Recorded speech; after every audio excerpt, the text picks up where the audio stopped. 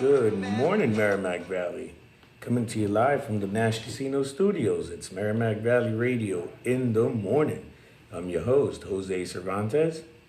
Got my producer, DeAndre, that's currently on the phone with Seth Moulton. He just called in, so we'll be patching him through in a second. And then my co-host, the every other day DJ Cisco. Every other day, DJ Cisco. And the nation will celebrate Lasagna Day today. So go have some pasta. I might make some lasagna Yeah, today. I like lasagna. Oh, so we got a little treat for you guys today. Can you put them through? Good morning. Good morning.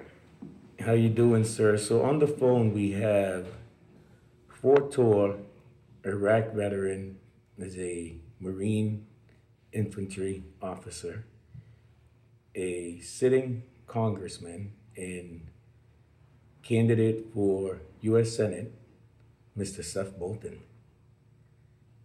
Hey, thanks very much for having me. It's good to be here. No, thank you for taking your time out of your day to call in. Really appreciate it. It's been a fun election cycle to watch. Between you and Markey right now. For the September primary, and that's what I'm excited to have you on so that we can get your message out there to the Merrimack Valley and tell us a little bit about yourself. I know time is short, so I want to give you the floor. If you could introduce yourself to those that might not know who you are. Yeah, absolutely. Well, first of all, thanks very much for having me on. It's great to get to talk with everybody. Look, I'm Seth Moulton. I'm a father, a Marine, and a United States congressman serving the North Shore and Merrimack Valley right now. I've spent a decade in Congress delivering for communities in this district, and I'm running for Senate to bring a new generation of leadership to Washington because we simply can't afford to wait 6 more years for change. I mean, look, if you're happy with the status quo, if you think things are going well in the country or for the Democratic Party, then vote for Senator Markey. But if you think we can do better, if you think it's a problem that costs are skyrocketing, or that MAGA controls so much of Washington, D.C., well, that's why I'm running for Senate, to bring new leadership to Washington, to change things up, and to deliver for Massachusetts at a time when, 1 out of 3 people in Massachusetts thought about leaving the state last year because costs are so high. No, and I followed up on that when I heard you say that during the debate, and that doesn't even account for the people that have actually left the state. That's a good point. That's right. There's a lot of people who are already gone, and they're taking jobs and businesses with them.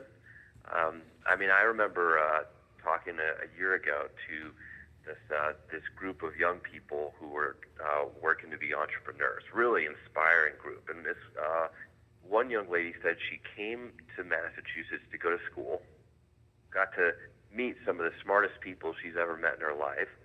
That's why she started a business here. And she looked at me and she said, now I'm going to move my business because none of us can afford to live here. Those are jobs that will just go away from Massachusetts at a time when people want to earn more but are struggling to just pay rent or pay gas. Or how's your electricity bill lately? Senator Markey has been a champion of energy policy for a long time. Well, check out your energy bill. And look, I honestly respect Senator Markey for his service. He's been in Washington for 50 years. He's actually been elected longer than I've even been alive. And we should honor him for that service. But there comes a time to pass the torch to the next generation. And I can't think of a better time than now, when you just have to look at the Democratic establishment and say, good try, but you're not getting it done. It's just not getting done. And it's a little hard to imagine what Senator Markey at 80 years old is going to do differently in the next 6 years that he hasn't done in the last 50. So you brought something up. You brought up energy costs. Would exploring nuclear. That's been a big talk, at least here amongst me and my guests. Would you, as a senator, if you were to be fortunate enough to get elected, you got to get past September 1st, would you explore nuclear? Would you be open to have that conversation? Absolutely. Look, next generation nuclear is completely safe. In fact, you can design reactors so that the accidents of 50 years ago, the 3 Mile Island and things, just physically can't happen. And there's also an even newer technology called fusion technology, pioneered at MIT, that is totally free, totally safe, totally carbon free. This is actually the future of electricity generation. But sad story, the best fusion company in the world, the one that's closest to going commercial, is called Commonwealth Fusion.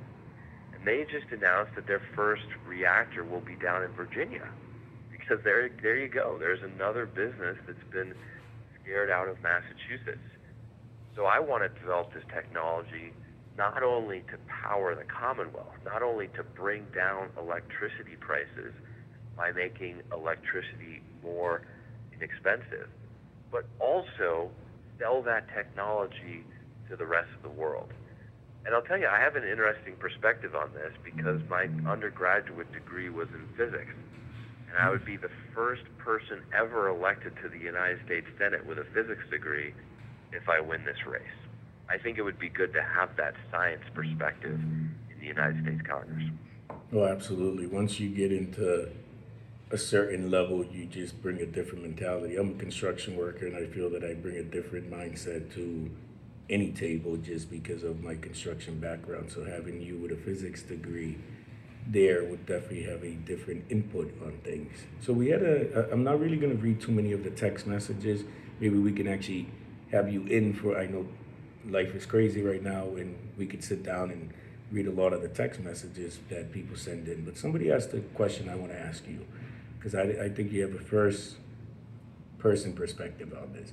When in the Senate would you vote for an anti-war resolution? After fighting overseas, how do you feel about another Middle East quagmire? I think it's a disaster. And not only am I working today in the House of Representatives to stop this war, I would carry on that work in the United States Senate with the credibility of someone who's actually fought wars in the Middle East. And I think we need more Democratic veterans to make that argument, not just to fellow Democrats, but to Republicans and to Trump, to go out there and say, we've seen the costs of wars that we don't need, wars of choice, started by presidents who don't ask the right questions before sending our young people into harm's way. And that is exactly the perspective and the credibility that I would bring to the United States Senate.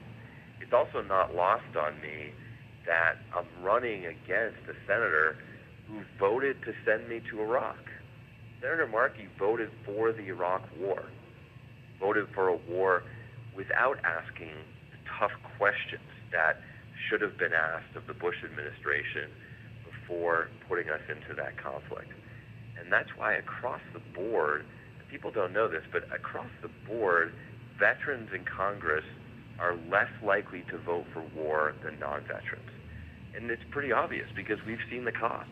We've lived the cost. For me personally, it was seeing the consequences of failed leadership in Washington when I was on the ground in Iraq that inspired me to run in the first place. I didn't grow up interested in politics. This is not what I studied in school, as I just explained. I didn't think I'd go here, but I saw those costs personally, and that's why I ran for Congress the first time. And I never forget that I'm there to fight for people who don't have a voice, including a lot of people I served with in the war.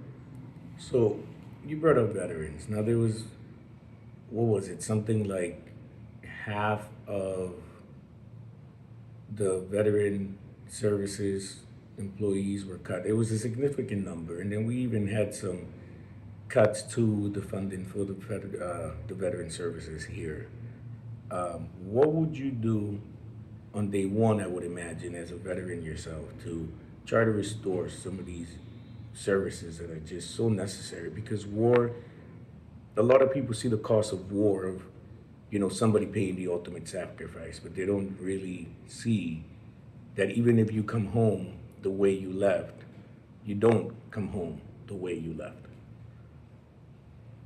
Well, that's absolutely right. And first of all, let me tell you what I have done in the House of Representatives. On day one, I said I'm going to continue getting my own health care at the VA myself. So instead of just going on the congressional health care plan, I continue to go to the VA alongside my fellow veterans because I said I need to understand how it's serving vets, and I need to continue to go there as a patient myself so that we can know exactly what we need to do to make it better. So first of all, I'm going to continue that commitment. I mean, I was at the VA in Bedford just last week, so I continue going there for my health care, and we need to do more to improve veterans care. The very first bill that I passed in the House of Representatives was called the Faster Care for Veterans Act. It made it a lot quicker for veterans to be able to get appointments at the VA. I've also passed legislation like 988, the National Mental Health Hotline. Press option 1 and you get directly connected to the Veterans Crisis Line. This has saved the lives of a lot of veterans and a lot of people across America when they have mental health crises. And I worked with a veteran across the aisle, a Republican from Utah, in order to get that legislation passed. By the way, it's also had a big effect on teen suicide. A new study just came out that said that teen suicide is down 11% just because of 988. So it's one of the proudest pieces of pieces of legislation, I should say, that I'm most proud of passing. But there are a lot of cuts that have been made to the VA under the Trump administration. This is exactly what you brought up. Tens of thousands of VA workers put out on the streets when veterans need care, and we're creating more combat veterans with Trump's misguided war in Iran. So we need to restore those cuts. We need to strengthen the VA for the future. But I'll also speak more broadly for everyone who's not a veteran. I also believe in universal health care. I think that health care should be a human right, no debate. And while Senator Markey and I both agree in universal health care, he wants to force everybody onto a single plan called Medicare for All, whereas I want Medicare for all who want it. That means that you can choose Medicare if you want it, and it's open to everybody, but you're not going to get forced there if you want to stay with the VA, or if you want to stay with your own private health care plan that you like, or you're in a union that's fought hard to get a great health care plan, and you'd rather have that than Medicare. So Medicare for all you wanted would deliver universal health care to America, but maintain freedom, choice, and competition. And I think that's an important difference between myself and the senator. Thank you, because that was my next question. Because you brought up going to the VA, where I was going to ask you to elaborate on the distinction between the two of you when it came to, universal health care. And I think that a lot of people might be pleased to hear that they don't have to opt into a government funded. A lot of people like their health insurance, and that's one of the biggest things that people bring up when we talk about universal health care of, how is the service going to be? How is, am I going to have to wait for my appointments? But given the option to stay on their current health care, I think that's a conversation worth having. So, because again, Well, it's a good point because it'll do two things. It'll bring healthcare costs down because having a public option, which, by the way, is exactly what President Obama wanted. I'm aligned with him on this plan. It will force these private healthcare plans to compete more for patients on cost. So they'll bring their prices down, but it will also keep up competition. And that means you won't have a situation like in Canada where you can wait months and months just to get an appointment. So And then after this, I'll give you a couple minutes to, tell people how to get a hold of you, how to get involved or whatever leading up to September. Here in Massachusetts, we have drastically aging infrastructure. What can you do as a U.S. senator, or what is your plan to alleviate some of the financial burden communities are facing with the aging infrastructure? Well, great question. And I'm very proud to have just helped deliver $50 million to Haverhill to restore the wastewater infrastructure. I just was talking with the mayor this past weekend, but we've been in conversations for weeks now about how to fix that sewer main break. And the reality is people of Haverhill don't have enough money in their pocketbooks to pay for it. And so this is a place where you should expect the federal government to help out. And that's exactly what I've delivered to Haverhill. I've brought $2 billion in federal money to Lynn. I represent Lynn, and I've brought $2 billion there over the past year. Past 10 years that I've been in Congress. So just imagine what that would do for cities all across the Commonwealth. I know how to fight to get funds back to the Bay State, and I will continue that in the United States Senate. But we also need to think about investing in next generation infrastructure. And that's why I've proposed a regional fast rail program that will make it faster than driving to get around eastern Massachusetts. So what does this mean? It means that you could get on a train in Haverhill or Andover or Lawrence and get to the city in about half the time you can today, but also be able to take that same train straight through to the South Shore or straight out west to Worcester and Springfield. This will dramatically increase job opportunities for people all over the Commonwealth. And it will also dramatically lower housing costs because much more affordable housing will be accessible to the jobs that you want to take. I live in Salem, right? And I couldn't take a job in Plymouth. I couldn't take a job in Westwood, where my sister lives, because it's just too long to get there at rush hour, even though you look at a map and it's not that far away. So this regional rail program I'm talking about will actually pay for itself in the economic benefits it will bring, in the increased housing it will produce. But it will be transformative for jobs and housing access for everybody in the Commonwealth. That's the kind of thing that will make people want to move to Massachusetts, not think about leaving.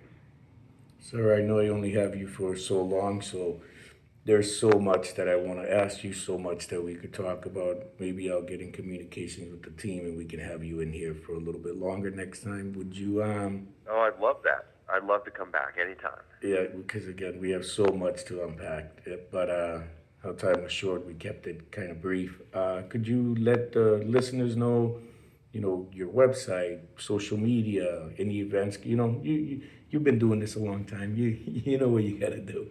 The elevator pitch. Yeah, no, absolutely. Well, listen, thanks again for having me on. It's a great conversation, and I'm happy to come back anytime. You can follow me, Seth Moulton, on Instagram, on Facebook, on TikTok. Just go to SethMoulton.com on the internet. And if you'd like to get involved in this campaign for change, in this campaign to say that we need new leadership in Washington, in this campaign to say that we need to deliver more for Massachusetts, lower costs, fight back against Trump's hateful policies, that's what I am all about. I'm a progressive fighter. I was in the Marines. I know how to take on these guys, and I'm not going to back down from a tough fight. And I'd be honored to represent the entire state in the United States Senate. So please join the team, sign up, get involved.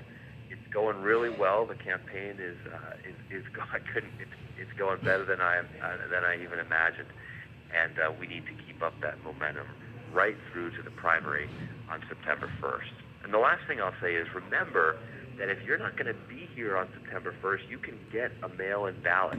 And if you're a Democrat or an independent, anyone who's registered independent in Massachusetts, you can vote in the Democratic primary September 1st. Vote for new leadership. vote for change. That's what my campaign, Seth for Senate, is all about. Really, really appreciate your time, sir, and hopefully we'll have you on again leading up to September for a little bit longer. And maybe next time I can ask some questions. This is DJ Cisco, his host, co-host. So, Seth, thank you for calling in. Absolutely. Thanks for having me, guys. Take care. Have a great day, sir. We'll be back from break soon with Peter Acela. Hang around. Missing teeth shouldn't keep you from enjoying life. I don't Reclaim like the when I freedom get to eat people your for favorite such a short period of time.